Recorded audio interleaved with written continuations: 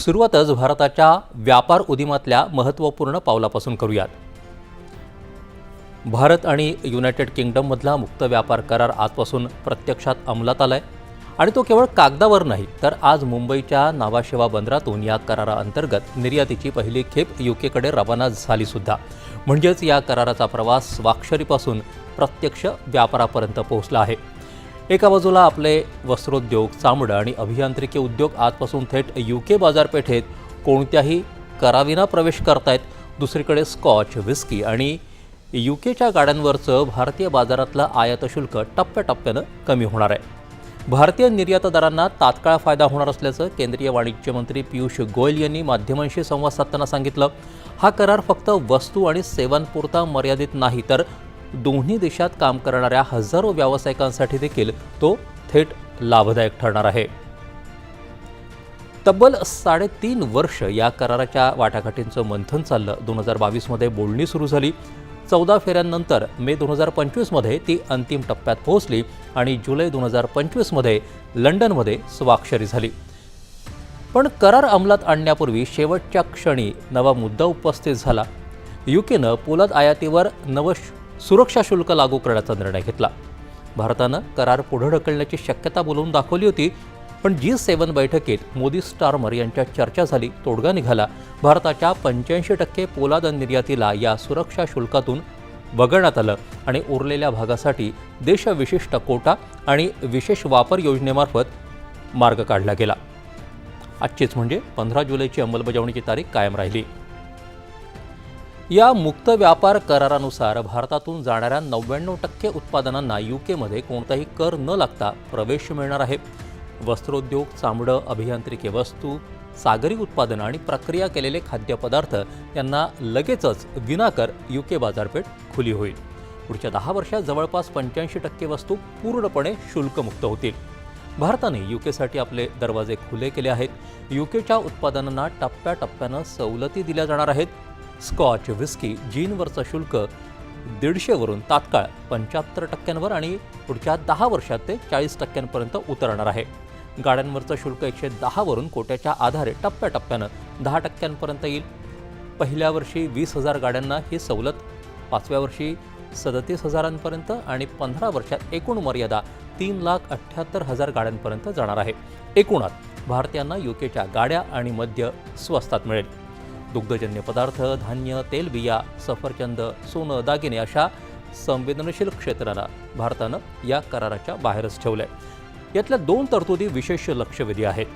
भारताची पहिली स्वतंत्र वित्तीय सेवा सवलत, यामुळे विमा आणि फिनटेक कंपन्यांना दीर्घकालीन बाजारपेठेची हमी मिळेल आणि दुसरं म्हणजे भारताची पहिली सर्वंकष सरकारी खरेदी तरतूद, यामुळे जवळपास 38 अब्ज पाऊंडांच्या यूकेच्या सरकारी निविदा बाजारामध्ये भारतीय कंपन्यांना प्रवेश मिळणार आहे। यूके सरकार IT सेवा, पायाभूत सुविधा, आरोग्य सेवा आणि प्रशासकीय सेवा यासाठी दरवर्षी मोठ्या प्रमाणावरती कंत्राट किंवा निविदा काढतं। या करारातल्या नवीन तरतुदीनुसार जवळपास 38 अब्ज पाऊंड म्हणजेच 4 लाख कोटी रुपयांहून अधिक मूल्याच्या सरकारी निविदांचा बाजार हा भारतीय कंपन्यांसाठी खुला करण्यात आला आहे। शिवाय सामाजिक सुरक्षा करारानुसार यूकेमध्ये तात्पुरत्या नेमणुकीवर असलेल्या भारतीय व्यावसायिकांना आता दुहेरी सामाजिक सुरक्षा योगदान भरावं लागणार नाही। सवलतीचा कालावधी 3 वरून 5 वर्षांपर्यंत वाढवण्यात आला आहे। 75,000हून अधिक व्यावसायिक आणि 900हून अधिक कंपन्यांना याचा थेट फायदा होणार आहे। महाराष्ट्रासाठी देखील या करारात बरंच काही दडलंय। कोल्हापूरचं चामड्याचं उद्योग क्षेत्र, पुण्यातले अभियांत्रिकी आणि ऑटो कंपोनंट उत्पादक, सोलापूर, इचलकरंजीचा वस्त्रोद्योग आणि मुंबईचं वित्तीय सेवा क्षेत्र या सगळ्यांना यूके बाजारपेठेमध्ये तात्काळ 0 शुल्कानं प्रवेश मिळणार आहे। गेल्या 5 वर्षांचा विचार करायचा तर भारतानं मुक्त व्यापार करारांचा धडाकाच लावलाय। मदर ऑफ ऑल डील्स असं वर्णन केला गेलेला युरोपीय संघाबरोबरचा करार 27 देशांचा, 2 अब्ज लोकसंख्येचा आणि जागतिक GDPच्या जवळपास पाव हिस्सा असलेला बाजार खुला करणार आहे। वाणिज्य मंत्री पियुष गोयल यांच्या मते डिसेंबरपर्यंत औपचारिक स्वाक्षरी आणि पुढच्या वर्षाच्या पहिल्या तिमाहीत अंमलबजावणी होणं अपेक्षित आहे। या करारामुळे दोन्ही बाजूंनी सुमारे 95 ते 97% उत्पादनांवरचं आयात शुल्क कमी किंवा पूर्णपणे रद्द होईल। याशिवाय मॉरिशस, UAE, ऑस्ट्रेलिया, EFTA म्हणजेच स्वित्झर्लंड, नॉर्वेसह 4 देश, ओमान, न्यूझीलंड आणि अमेरिकेसोबतचा अंतरिम आराखडा असे करार झालेत. 5 वर्षात 38 देशांशी जोडलेला हा प्रवास आहे. दुसरीकडे भारत कॅनडा व्यापक आर्थिक भागीदारी कराराच्या वाटाघाटींची तिसरी फेरी 6 ते 10 जुलै दरम्यान ओटावात पार पडली. वस्तू, सेवा, व्यापार, बौद्धिक संपदा आणि मूळ नियमांवर सकारात्मक प्रगती झाली आहे. 2030पर्यंत द्विपक्षीय व्यापार $50 अब्ज पर्यंत नेण्याचं लक्ष्य ठेवलंय. दोन्ही देशांना हा करार याच वर्षात पूर्ण करायचा आहे. भारत UK व्यापार करार लागू झाल्यानंतर पंतप्रधान नरेंद्र मोदी यांनीही त्याचं स्वागत केलं. शेतकरी, स्वयंरोजगार, MSME, तंत्रज्ञान, व्यावसायिक सेवा आणि कुशल मनुष्यबळासाठी हा करार नव्या संधी निर्माण करेल आणि भारत UK भागीदारीला नवी गती देईल असं त्यांनी म्हटलं आहे. मुख्यमंत्री देवेंद्र फडणवीस यांनीही याचं स्वागत केलं. हा करार भारताचं जागतिक बाजारपेठेतलं सामर्थ्य प्रतिबिंबित करणार आहे. आज भारत अत्यंत ताकदीनं आपल्या मागण्या आणि आपल्या अटींवर कराराच्या वाटाघाटी करतोय असं ते म्हणाले.